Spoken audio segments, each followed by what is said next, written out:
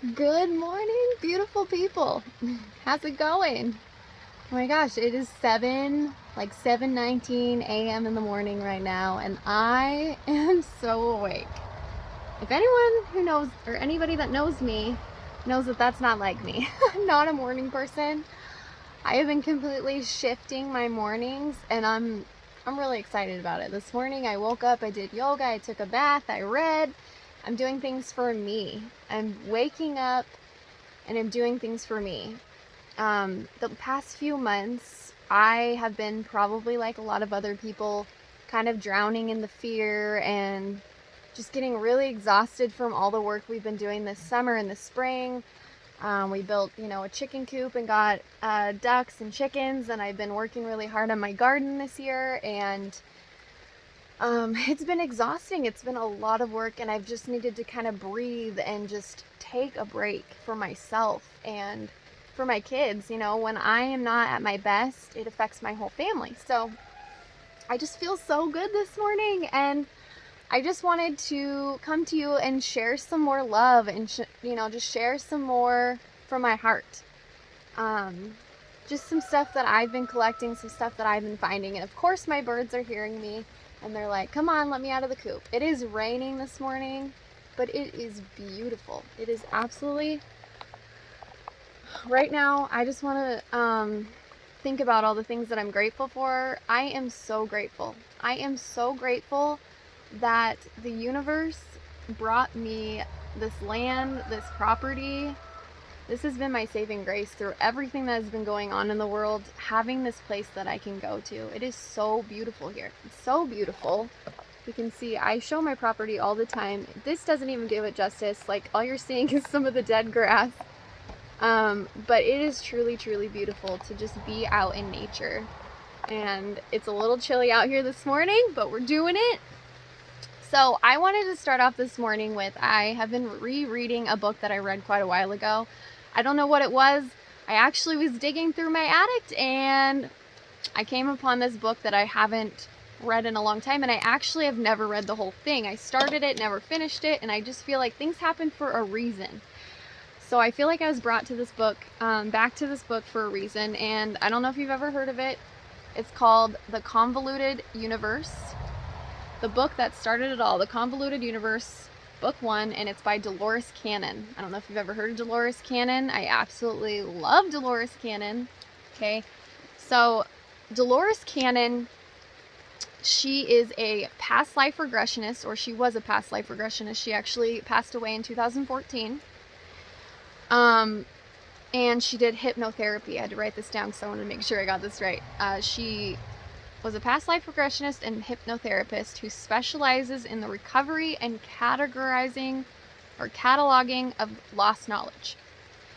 So she actually started doing this in 1979, and I wanted to just give you a little bit back history, because a lot of people hear of like hypnotherapists and they're like, oh my gosh, that's some weird witchy stuff or something, or how can that be real? Some person is, but she,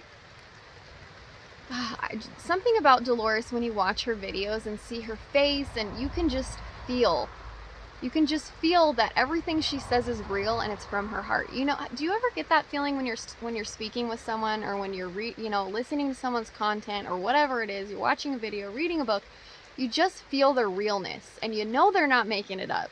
Okay, so she started hypnotherapy and past life regressionist when it wasn't even a thing. She was like the first person. She was the pioneer of it. Okay, so when she got into past life regression, she was doing hypnotherapy. And this is when they did hypnotherapy for, quitting smoking and losing weight and things like that. That's when it was like the very start of hypnotherapy, and they were helping people do that. And she said that she did this one hypnotherapy, and somehow she ended up coming into this past life regression. So this person started, she hypnotized them or whatever she did, and they started talking about some past life. And she's like, what the heck is going on? And so she kept doing it, and she developed this technique to where she could actually bring people into a deeper state and access this past life. And what she did is she just started recording this information. She started to record it in tapes, and she started to write it down, and she started to write books. And she always said that she was the reporter. She's like, this is not coming from me. This is stuff that I'm reporting. And that's one thing that I can really respect about her, is that she was strictly getting this information from past lives. So if you've never checked out Dolores Cannon, check her out, check her books out, check her videos out. A lot of what she says, when I started reading her books, I connected to it so much. I'm like, this to me makes so much sense. To me, it was like, oh my gosh, I was meant to come upon this. So I'm reading this book, and I have a few spots that I highlighted that I wanted to talk to you guys about. So let's start with like how the book kind of starts. I'll give you just like a little bit of a beginning to it. So she starts with, she's doing a conference, and she has all these people come up to her who want to do a past life regression, and they give their names to her, and she becomes overwhelmed and has all these names. So she doesn't, there's this one specific lady named Linda, and she is kind of really shy, and she comes up to Dolores and says, I want to work with you. Doesn't really say a whole lot because she's shy. So, Dolores doesn't really acknowledge it, whatever, because she's so busy. So it wasn't a big deal to her at the time. Well, then she comes in contact with her friends, decides that she's going to do some regressions with her, and then somehow comes back to this lady, Linda. And she ends up doing these past life regressions with her, and she comes to this life where his name is, she ends up being a man in a past life, which can happen actually a lot.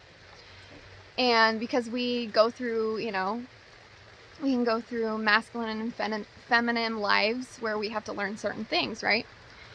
And you may or may not believe this. One thing that I really want to express is that I think something that we lack in our society today is the openness.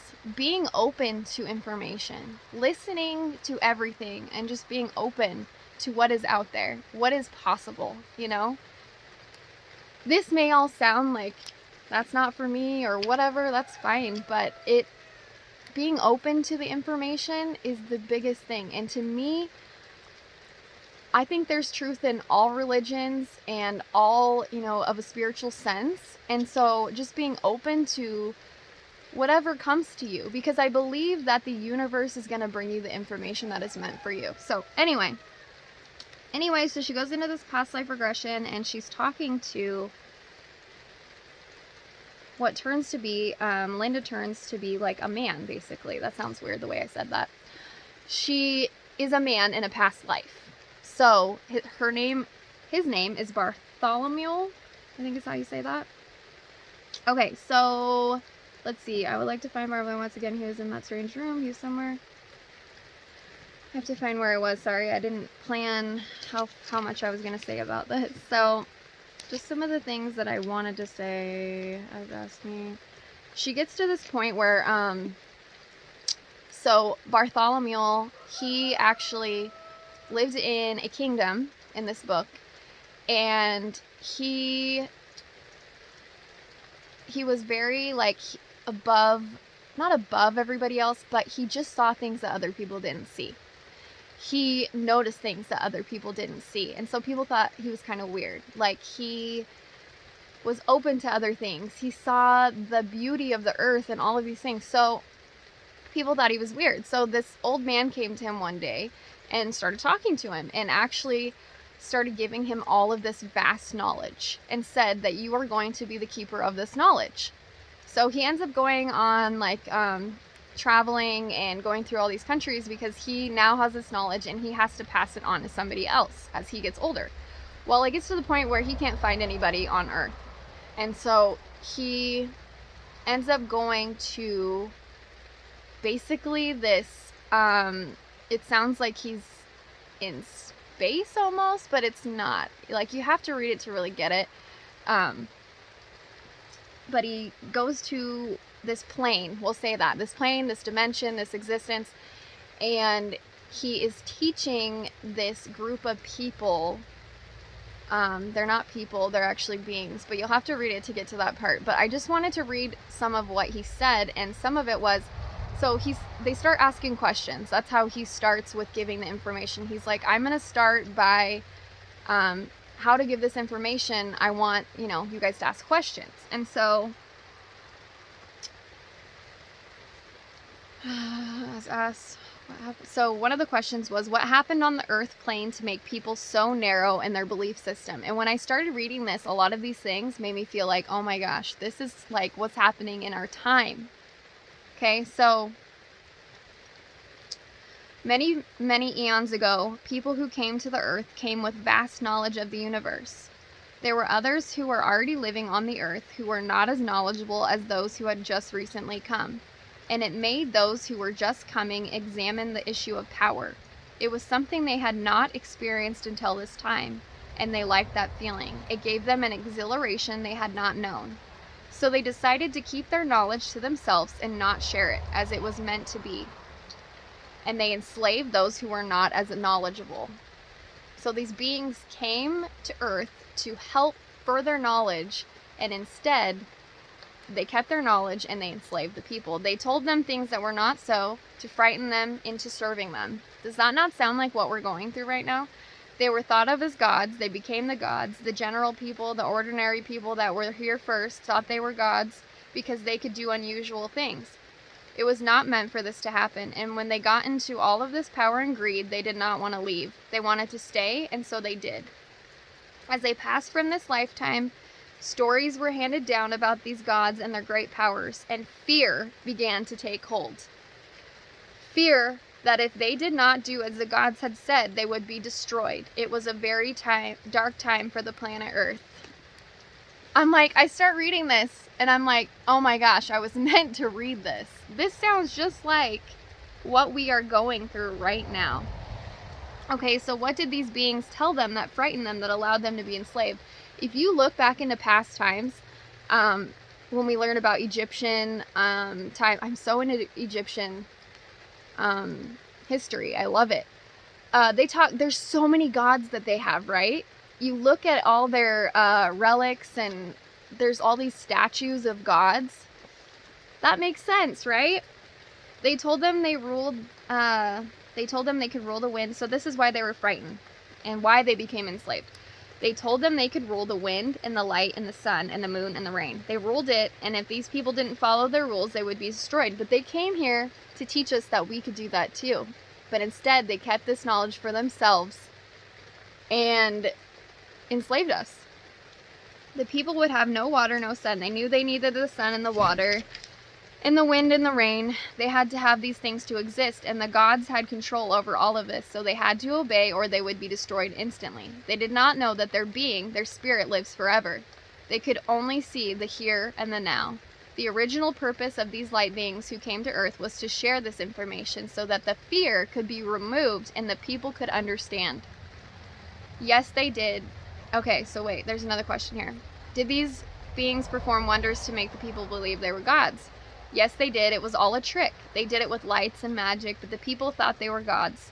I want to say that this is a perfect example of human nature, of the constant fight within against fear and self-service to serve the self-power. Holy moly. Okay.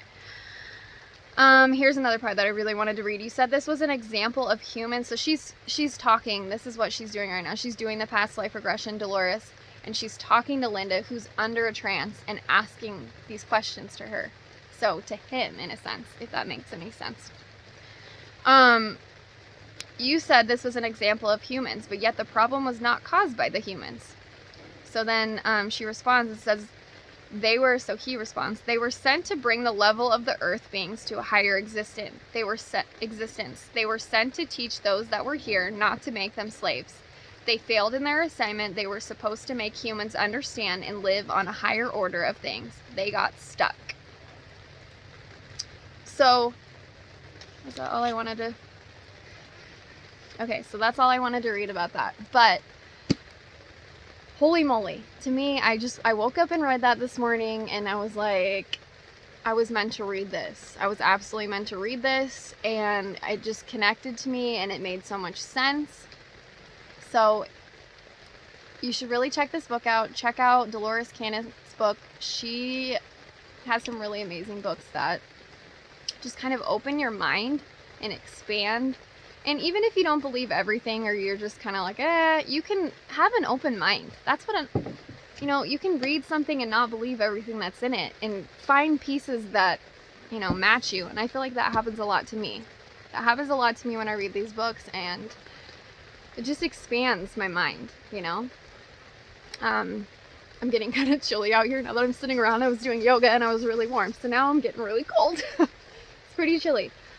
So I need to go inside the house and start my morning off with my kids. But I just really wanted to, bring you guys some of this information and just say that, we are going through a time right now, and I really believe that, we are so powerful. We are so powerful. Open your mouth, open your mind.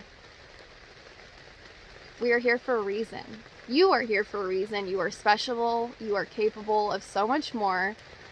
We are capable of amazing things. So make it happen for yourself, okay? So with that, I'm going to go. I want to send all of you love, peace, and light, and have a beautiful day.